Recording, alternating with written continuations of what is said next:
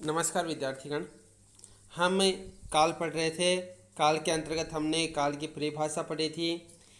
उसके बाद में हमने काल के भेद पढ़े थे, जिसके अंतर्गत वर्तमान काल, भूतकाल और भविष्यत काल। इसमें हमने वर्तमान काल की परिभाषा और वर्तमान काल के भेद पढ़े थे। आज हम भूतकाल के बारे में पढ़ेंगे। भूतकाल कि भूतकाल किसे कहते हैं। भूतकाल क्रिया के जिस रूप से हमें कार्य के बीते समय में संपन्न होने का ज्ञान होता है उसे भूतकाल कहते हैं। कि क्रिया होती है ना, क्रिया से पता चलता है कि कौन सा काल है, वर्तमान काल है, भूतकाल है या भविष्यत काल है, तो क्रिया से पता चलता है।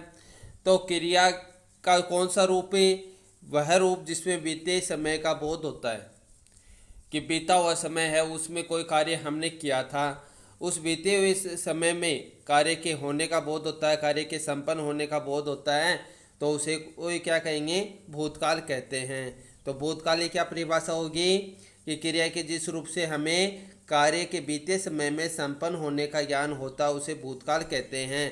यानी क्रिया हो रही है और वह कौन से समय में हो रही है, बीते हुए समय में हो रही है, तो उस काल को हम कौन सा काल कहेंगे, भूतकाल कहेंगे।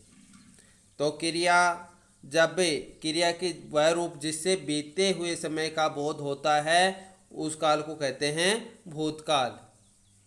जैसे माँ ने खाना पकाया, तो माँ ने खाना पकाया तो पका तो चुकी है ना, माता खाना पका चुकी है, तो उसने खाना पकाया, बच्चा बाहर भाग गया, तो इन दोनों में कौन सा काल हो गया, भूतकाल हो गया।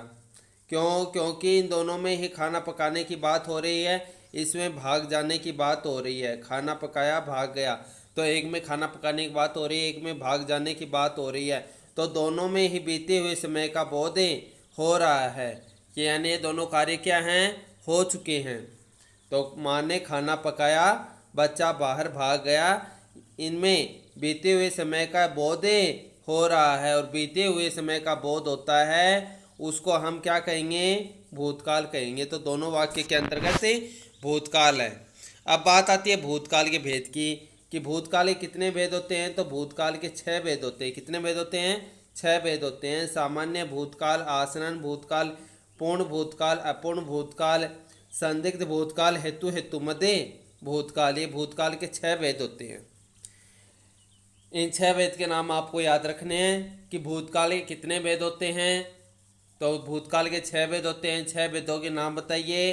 तो सामान्य भूतकाल, आसन्न भूतकाल, पूर्ण भूतकाल, अपूर्ण भूतकाल, संदिग्ध भूतकाल, हेतुमध्य भूतकाल। अब इनको हमें क्रमबद्ध रूप से पढ़ेंगे। सबसे पहले आता है सामान्य भूतकाल। भूतकाल का सबसे पहला भेद है सामान्य भूतकाल। सामान्य भूतकाल किसे कहते हैं, क्रिया के जिस रूप से हमें किसी कार्य के सामान्य अवस्था में समाप्त हो जाने का ज्ञान होता है उसे सामान्य भूतकाल कहते हैं।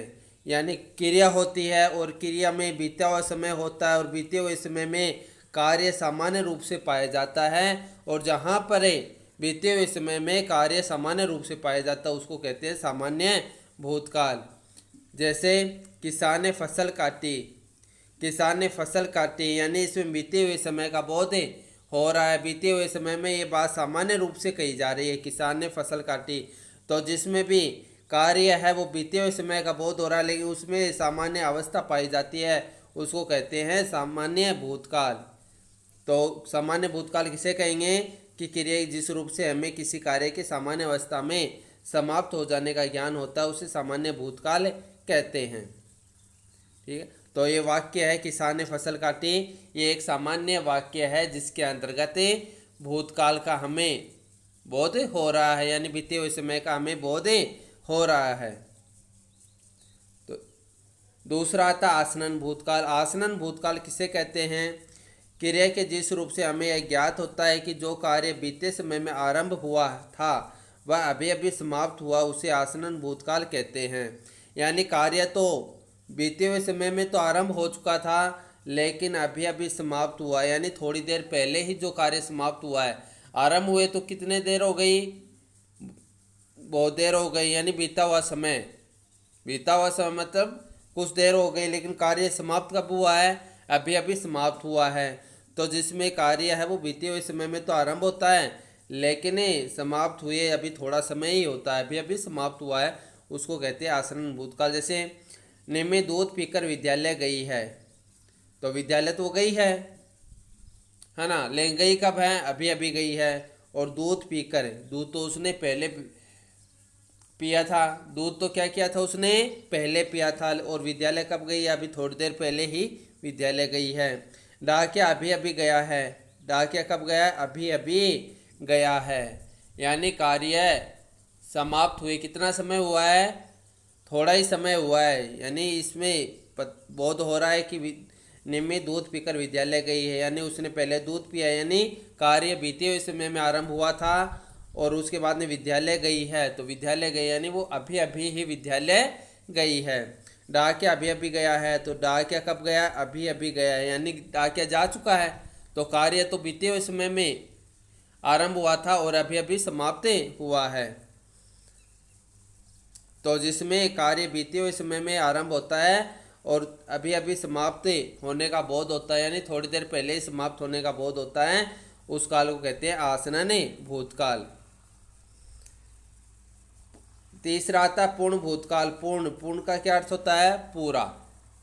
यानी कार्य है वो पूर्ण होने का बोध हो रहा है। पूर्ण मतलब बहुत समय पहले ही कार्य समाप्त हो चुका था, यानी कार्य को समाप्त हुए बहुत समय हो चुका है। पूर्ण का अर्थ पूरा होता है। देखिए पूर्ण भूतकाल की परिभाषा, क्रिया के जिस रूप से हमें किसी कार्य के बीते हुए समय में बहुत पहले समाप्त हो जाने का ज्ञान होता है, उसे पूर्ण भूतकाल कहते हैं। यानी कार्य कब समाप्त हुआ था? बहुत समय पहले समाप्त हुआ था। तो जब कार्य बीते हुए समय में बहुत पहले समाप्त होने का बोध होता है, उसे पूर्ण भूतकाल कहते हैं। ईसा मसीह ने प्रेम का संदेश दिया। ईसा मसीह, उनको ख़त्म हुए कितने साल हो गए? बहुत वर्ष हो गए, बहुत साल हो गए। तो उन्होंने प्रेम का संदेश दिया था, यानी वो उन्होंने प्रेम का संदेश तो बहुत पहले दे दिया था। आज उनको ख़त्म हुए कितने वर्ष हो गए, है ना। तो प्रेम का संदेश तो उन्होंने पहले ही दे दिया था ईसा मसीह ने। यानी ये कार्य समाप्त हुए कितना समय हो गया? बहुत समय हो गया। तो बीते हुए समय में जब कार्य बहुत पहले समाप्त हो चुके, समाप्त होने का बोध होता है, उसे पूर्ण भूतकाल कहते हैं। चौथा था अपूर्ण भूतकाल। अपूर्ण, अपूर्ण का अर्थ क्या होता है? जो पूरा नहीं हो, जो पूरा नहीं हो। अब इसमें आप समझ गए होंगे, जब कार्य बीते हुए समय में पूरे होने का बोध नहीं होता, तो इसकी क्या परिभाषा हो गया? पूर्ण भूतकाल की, क्रिया के जिस रूप से हमें किसी कार्य के बीते हुए समय में आरंभ होने का ज्ञान तो होता है, यानी बीते हुए समय में कार्य तो क्या हो रहा है? आरंभ हो रहा है, किंतु उसकी समाप्ति का कोई ज्ञान नहीं होता। यानी वो कार्य पूरा नहीं हो पा रहा, पूरा नहीं हो पा रहा मतलब वो समाप्त नहीं हुआ, तो उसे कहेंगे अपूर्ण भूतकाल।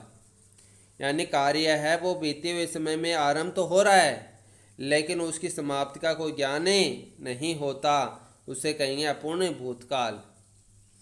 जैसे रमेश जब आगरा से आया था, तब उसकी बहन की शादी थी। रमेश जब आगरा से आया था, आगरा से तो आया था वो, तब उसकी बहन की शादी थी, तो शादी तो थी, है ना। लेकिन तब यहाँ पर क्या आया है? यहाँ पर जब शब्द आया है कि जब आगरा से आया था, तब उसकी बहन की शादी थी।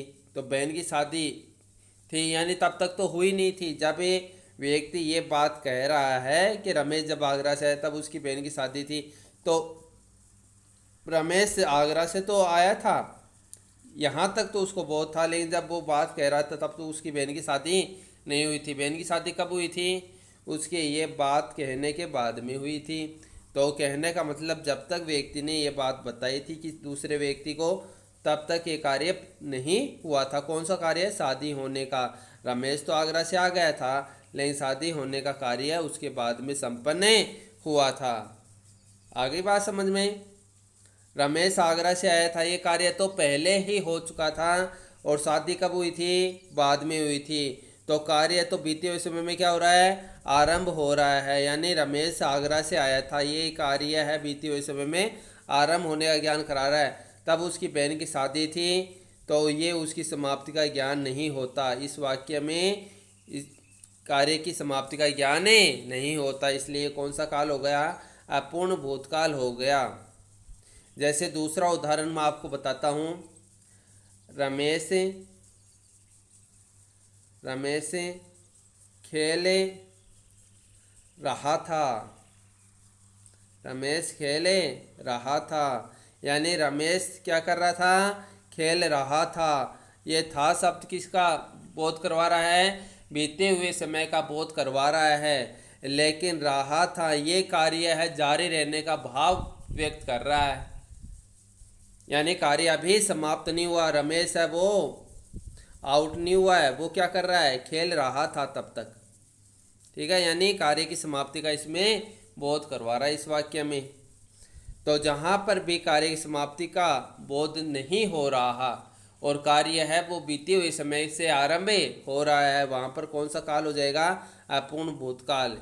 कार्य बीते हुए समय में तो क्या हो रहा है, आरंभ हो रहा है और उसकी समाप्ति का कोई ज्ञान नहीं हो रहा, वहाँ पर अपूर्ण भूतकाल हो जाएगा।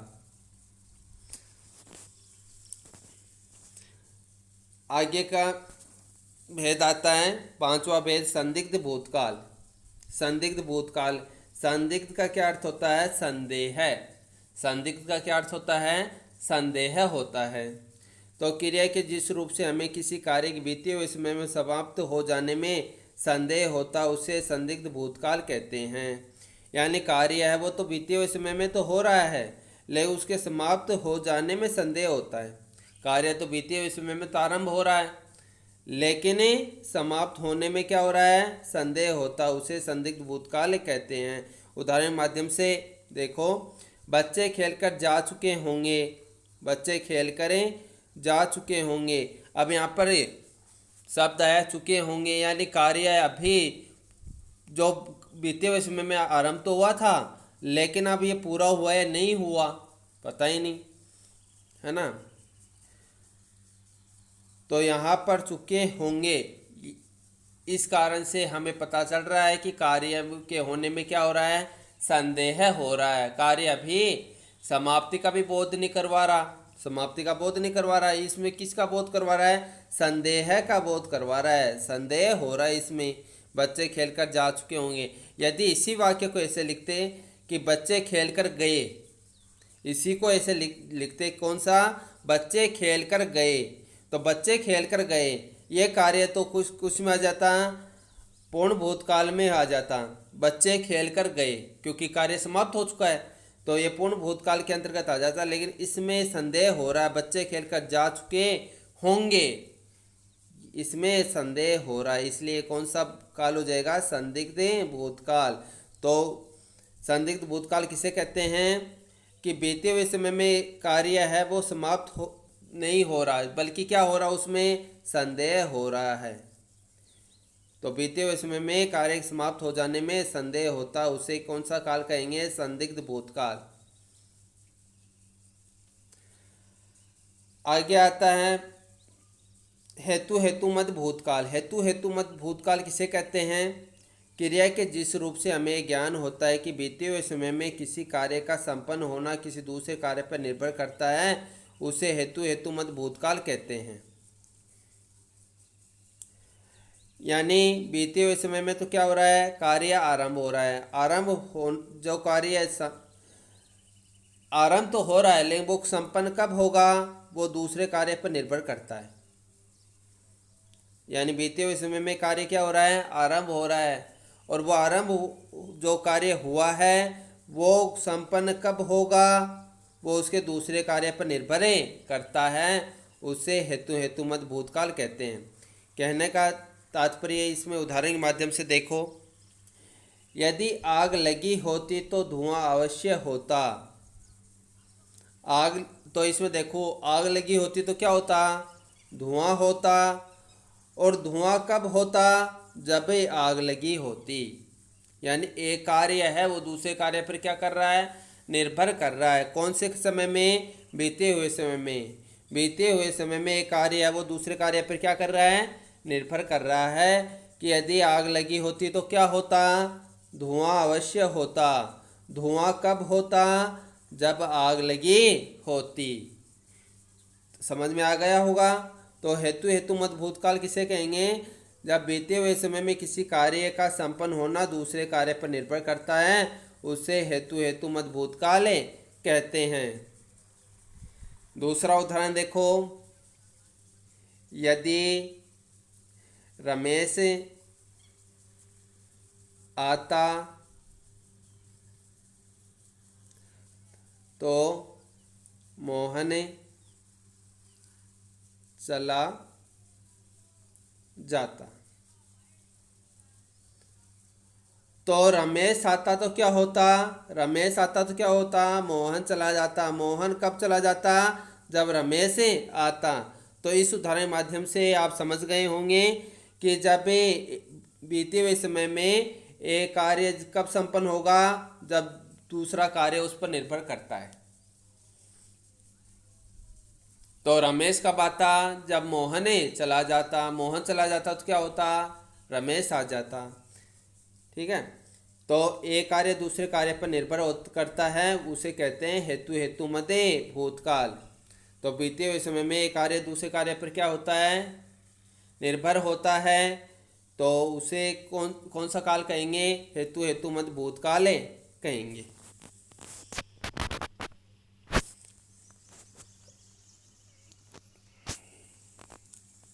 आज हम इतना ही पढ़ेंगे, कल हम पढ़ेंगे भविष्यत काल। धन्यवाद।